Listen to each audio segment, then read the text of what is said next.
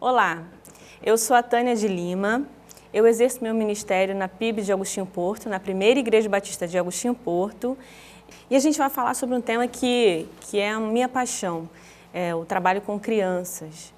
E a gente vai refletir um pouquinho a criança na perspectiva da igreja e da sociedade. A criança, a igreja e a sociedade. Mas para isso a gente vai discorrer um pouquinho sobre cada objeto.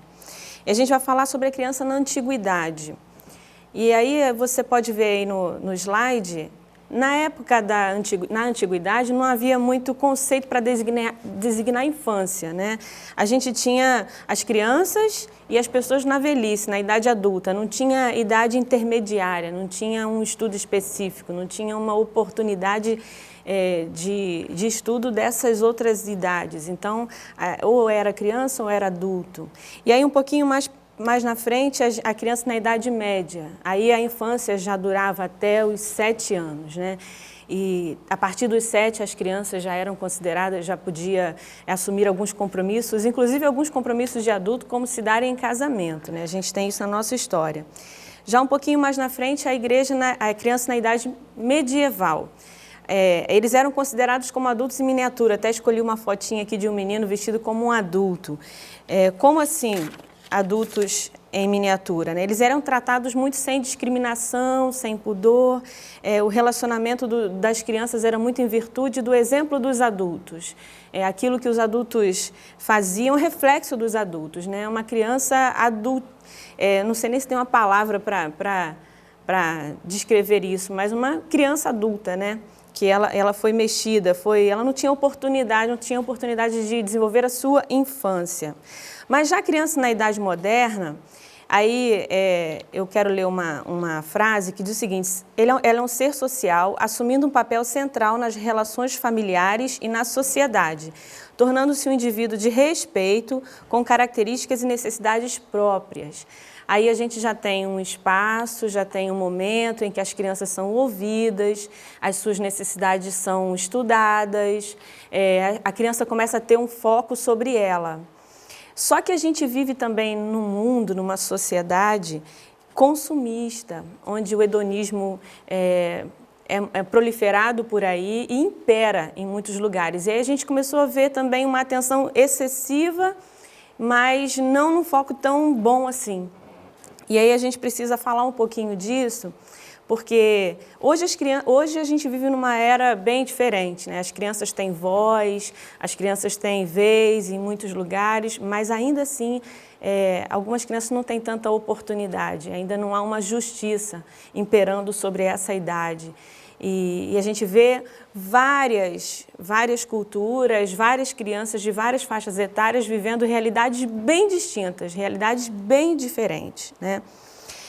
A gente hoje tem menos tempo para as nossas crianças, com as mulheres trabalhando fora, pais muito ausentes, né? Mulheres se desdobrando para serem mães, serem donas de casa, exercerem o seu papel. Com isso, a educação das crianças foi sendo terceirizada, né? E hoje a gente tem aí muito pouco tempo para estar com as crianças, estar com os filhos. A gente tem muitos problemas de pais que não têm esse tempo para gastar, para investir na vida dos seus filhos.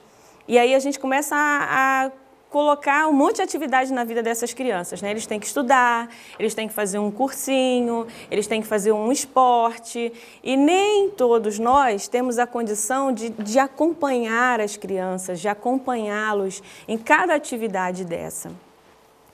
E aí a criança vai criando aquele mundo e diante de todo o advento da tecnologia também, da informação, porque afinal de contas eles são os nativos digitais nessa geração, nós somos os imigrantes digitais, a gente vai se acostumando com a tecnologia e vai tentando acompanhar. Já eles não, eles já nascem assim, nessa era digital e já sabendo manusear aparelhos eletrônicos e algumas vezes a gente tem até que pedir a orientação deles, porque eles sabem até muito mais do que alguns adultos, né?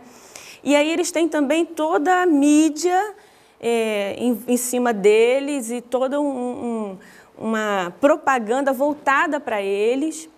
E alguns deles vão construindo e vão aprendendo também de acordo com essa informação que eles vão recebendo, né? E aí eles começam a ter respeito, eles começam a ser um público-alvo até da mídia, do comércio, existe todo um esquema de comércio voltado somente para a criança.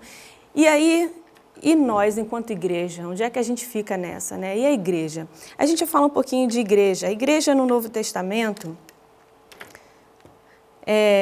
vem da palavra eclesia, que significa um grupo de indivíduos chamados para formar uma reunião ou uma assembleia. Inclusive em Atos 7:38, Estevão usou a mesma palavra para descrever Israel no deserto. É também usada no capítulo 19, versículos 32, 39 e 41, para descrever um tumulto gentílico em Éfeso, ou seja, onde tinha um grupo de pessoas reunidas, onde havia um grupo de pessoas reunidas, alguém dizia assim, bom, o que está acontecendo ali? Ali está acontecendo uma eclesia, ali está acontecendo uma assembleia, ali umas pessoas foram chamadas para conversar sobre algo. Nós entendemos que igreja significa chamados para fora. Você que entende do reino de Deus e sabe da sua função como servo de Deus, entende que nós somos chamados para fazer algo maior, algo melhor. E aí a gente entende que igreja quer dizer ajuntamento dos santos, chamados para fora, chamados para fazer algo. E pensando criança, né, olhando para a criança, a gente pode pensar a igreja não como uma organização, mas um organismo.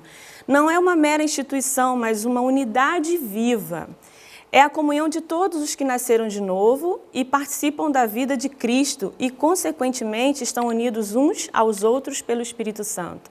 É uma simples comunhão de pessoas sem caráter de instituição humana. Mas hoje, o que a igreja, qual o olhar que a igreja tem transmitido, tem mostrado para a criança? A gente vai ver isso um pouquinho mais na frente, porque agora a gente vai ver sobre sociedade. Vamos pensar sobre essa palavra sociedade, porque todo esse contexto é o contexto em que a criança está inserida, né? O termo sociedade é comumente usado para o coletivo de cidadãos de um país, governados por instituições nacionais que aspiram ao bem-estar dessa coletividade.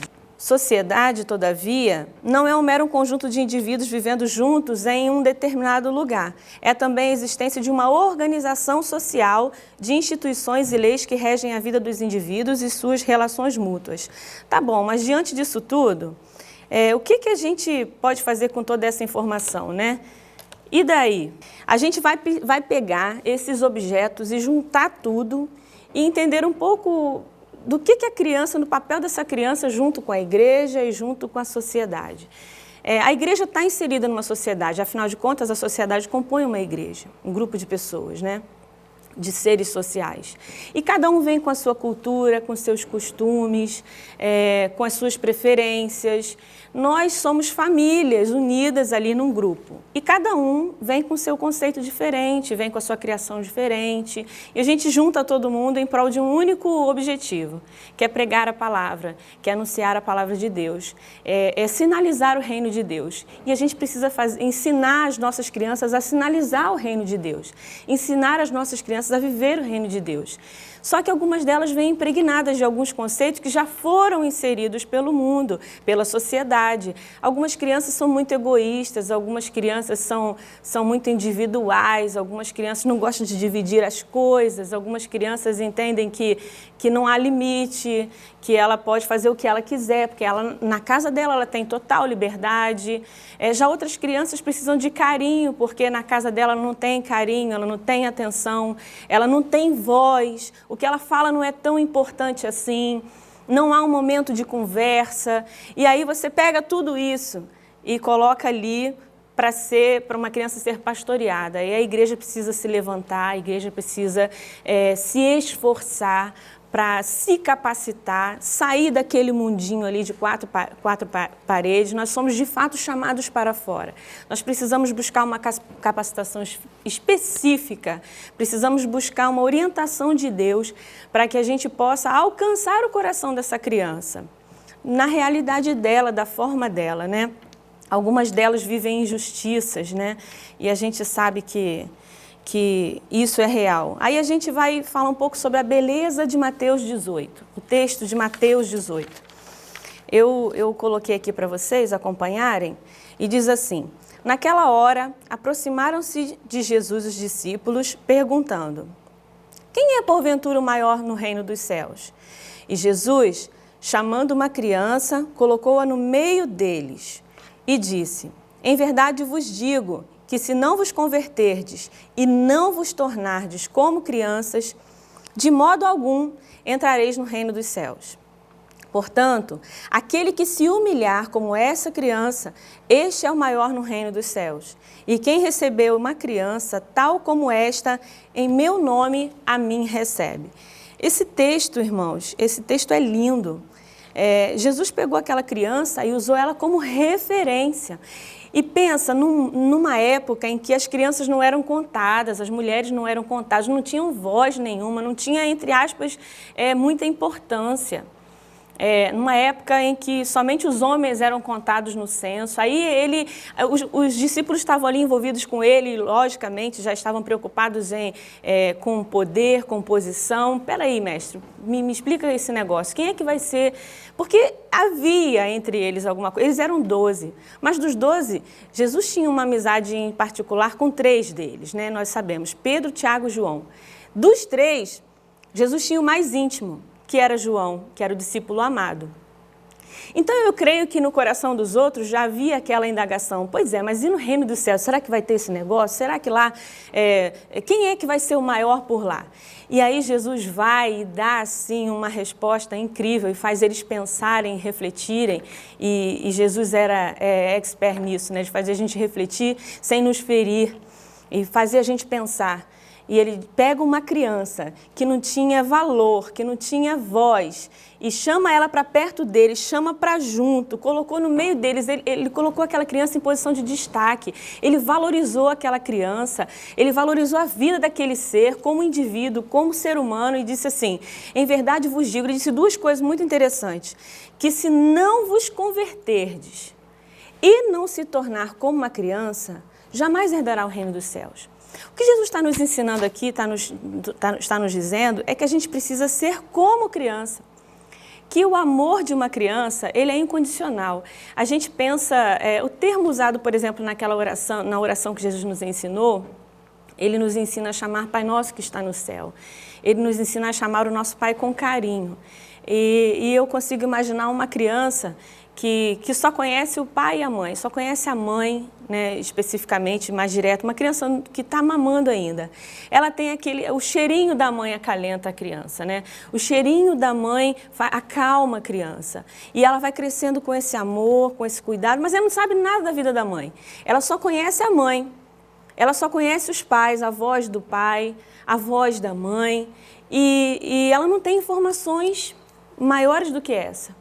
Mas o amor que essa criança sente pelo pai, a segurança que aquele colo transmite, é exatamente isso que Jesus está convidando aqui. Eu quero que você olhe para Deus como um pai que cuida, como um pai que zela, um pai que abraça. É ser como criança.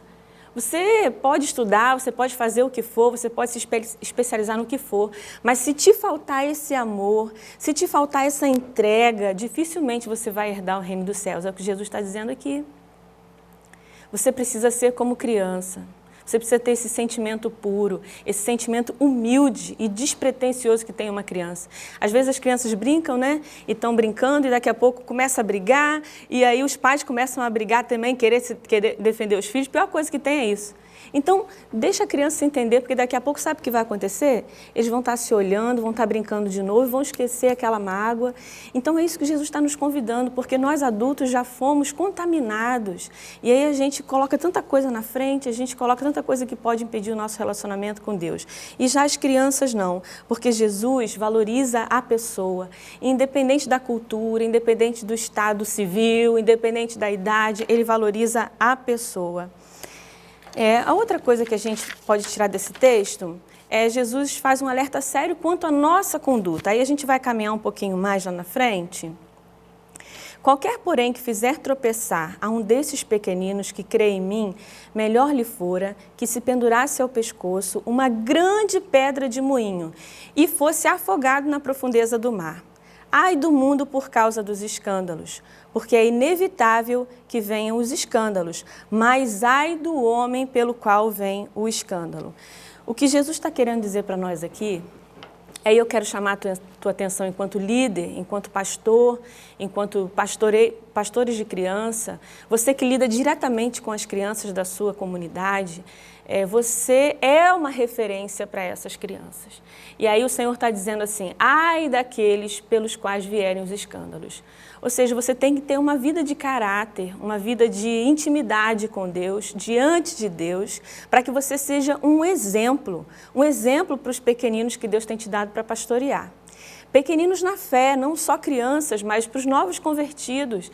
Nós precisamos ter, em nome de Jesus, cada vez mais em nossas comunidades, homens e mulheres que sejam referências desse evangelho.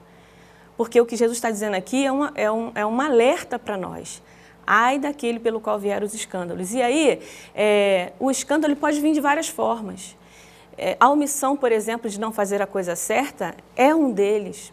É você entender que criança precisa de uma necessidade especial, a criança precisa de um lugar especial, de pessoas preparadas, específicas para promover o culto para as crianças, das crianças, e aí a gente coloca os recursos em outros lugares, os investimentos vão para qualquer organização. Mas a criança sobra sempre um espacinho lá atrás, às vezes a parede cheia de mofo, não tem nada de visual atraente para que a criança tenha o prazer de estar ali para aprender um pouco mais. Isso também é um motivo de alerta para nós. A gente vem aí de um sistema capitalista em que tudo a gente coloca os valores em cima da mesa. A gente trabalha pouco por fé, né? A gente só faz se tiver o recurso, a gente só faz se houver jeito, a gente só faz se a conta estiver legal. Mas não, a gente precisa fazer pela fé, a gente precisa se capacitar, a gente precisa dar o melhor para essas crianças, porque afinal de contas Jesus deu o melhor para elas. Ele ofereceu o colo, assim como diz o profeta Isaías, que ele tem o melhor lugar para as suas ovelhas, que é o seu colo. Então, será que a gente tem dado o nosso melhor nas nossas comunidades? Será que a gente tem dado tanta importância assim a esses pequeninos que Jesus tanto valorizou? Será que, se a gente for ver lá o investimento, a porcentagem dos investimentos da sua igreja, da sua comunidade, boa parte desse investimento está sendo investido para a educação cristã dessas crianças? Muitas delas não têm os pais que podem estar na igreja, que estão na igreja, não têm uma vida devocional frequente e precisam daquela 1 horinha, 2 horinhas, 3 horinhas que vão passar por domingo lá sobre o nosso pastoreio. Então, nós precisamos buscar capacitação, então nós precisamos buscar o melhor investimento, o melhor local, o melhor horário, a melhor forma para que elas sejam alcançadas na linguagem delas. E não vamos cometer o mesmo erro que as pessoas cometeram no passado, da gente não se capacitar, não estudar, não entender a realidade, o mundo infantil. Porque a gente vê a mídia já está lá na frente, anos-luz, a gente vê propagandas específicas voltadas para as crianças, para chamar a atenção das crianças, a gente vê desenhos específicos, né? E por que a igreja vai ficando para trás? Por que é tão difícil construir um recurso criativo? Por que é tão difícil preparar, gastar tempo investindo no preparo das aulas? Hendricks diz o seguinte: não consigo imaginar um professor entrando na sala de aula e oferecendo ao Senhor aquilo que não lhe custou nada. Não lhe custou horas de sono, não lhe custou horas de pesquisa, momento a sós com Deus para que Deus prepare a sua vida para que você possa ouvir Deus falar e não falar um monte de abobrinha na classinha, na sala de aula, no culto infantil, seja o que for. A gente, infelizmente, não tem tantos recursos assim. A gente, infelizmente, não tem tantas pessoas voltadas para esse ministério assim. Como é bom quando a gente vai em alguma igreja falar, nessas andanças nossas por aí, a gente vê uma igreja que valoriza a criança, uma igreja que se importa com elas. Uma vez Deus me levou lá para o interior de Minas e eu cheguei lá com o meu discurso pronto, né?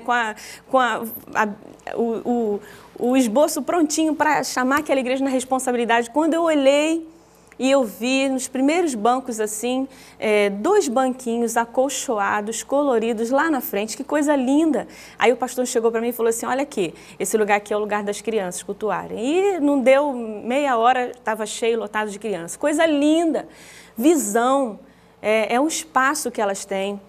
é o lugar que elas têm para elas, é um momento que elas olham e falam assim, poxa, pensaram em mim, né? Isso aqui é para mim, é um lugar para eu estar. Então a gente precisa não ser escândalo para as crianças, não ser empecilho, a gente não pode impedir a obra do reino de Deus seguir, principalmente para a gente ganhar as crianças.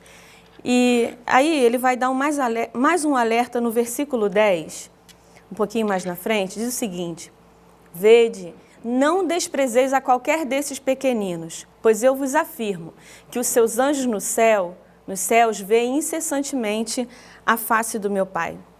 Gosto muito desse texto, gosto muito desse versículo, ele fala muito ao meu coração. Primeira vez que eu li esse versículo, eu chorei muito, muito. Eu estava em dúvida, eu estava no momento que eu precisava de um direcionamento de Deus no meu ministério. E aí, quando eu li esse versículo, eu gosto de imaginar a cena, eu gosto de ler e imaginar. Aí eu fico imaginando Deus dizendo para os seus melhores, lá para os anjos, dizendo assim, ó, você vai lá, cuida da Tânia, né, reveste a vida dela, ajuda ela nesse problema, porque ela cuida dos meus. Olha lá. Olha para ela lá. Então, Deus pode estar falando para você nesse momento.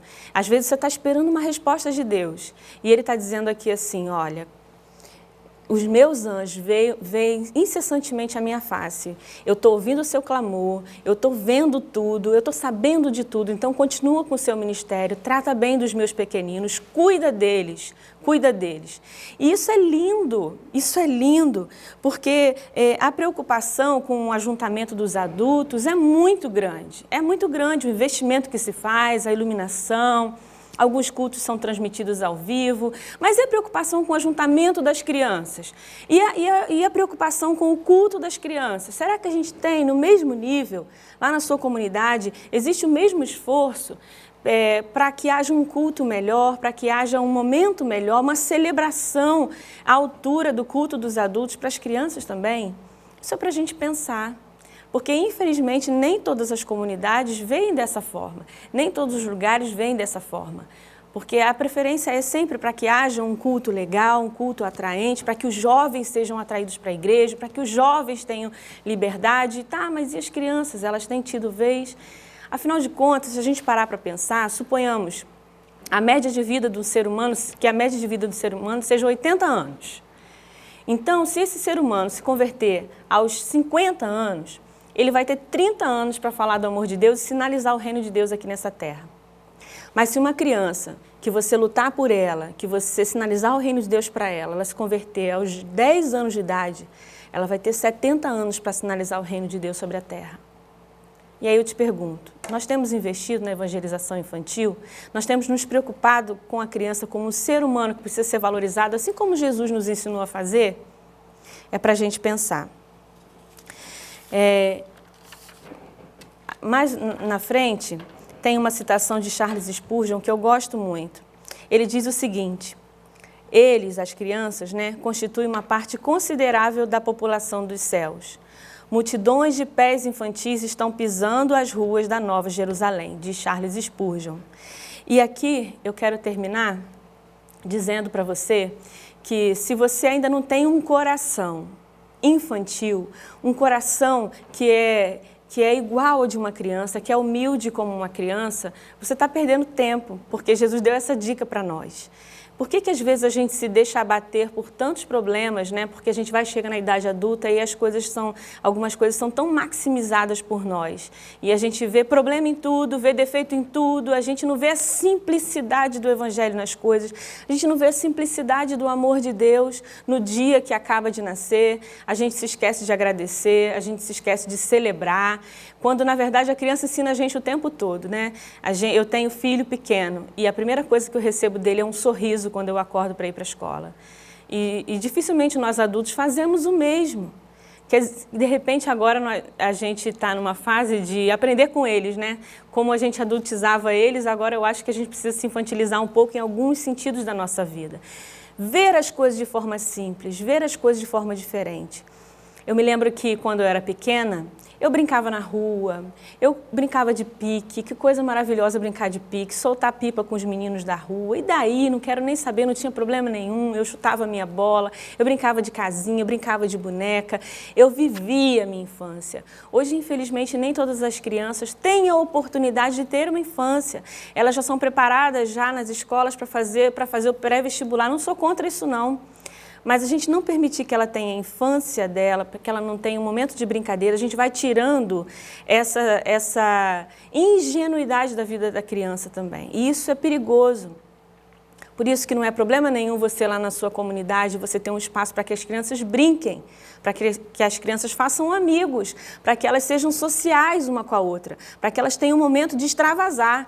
E aí depois você entra com a sua lição, com a sua história, mas que tenham espaço para as crianças se socializarem umas com as outras. E aí a gente vai ajudando a criança a absorver o reino de Deus, a absorver o evangelho, a ter uma amizade sincera com outro colega, a quem sabe chamar para junto e ouvir, conversar. Por que não? Às vezes o meu filho chega em casa e diz assim, mãe, a gente precisa orar pelo fulano, porque ele disse que a mãe dele está doente. Poxa, que legal, então vamos pedir a Deus para que abençoe essa pessoa. Um menino de 10 anos, um menino de 9 anos. E isso é ser social, isso é ter uma amizade, isso é sinalizar o reino de Deus de forma simples, sem tanta burocracia assim. Então, peça a Deus um coração de criança, peça a Deus um coração adorador, peça a Deus um coração humilde, porque sem esse coração dificilmente você vai experimentar as coisas extraordinárias do reino de Deus aqui na terra. A Bíblia diz assim, venha a nós o teu reino. O reino já veio, é chegado o reino de Deus. A gente vive aqui já um prenúncio do céu. Então, a gente precisa viver o reino de Deus hoje, sinalizar o reino de Deus hoje. E seja qual for a sua responsabilidade, o seu papel enquanto pastor de criança, sinalize o reino de Deus. Viva o reino de Deus hoje. Faça com que suas crianças sejam também abençoadas e impactadas pelo poder de Deus através das suas ações. Que Deus te abençoe. Eu quero deixar o meu e-mail aqui para você. É Tânia L. Pereira, tanialpereira@yahoo.com.br. E aí você querendo pode entrar em contato com a gente lá. Que Deus te abençoe.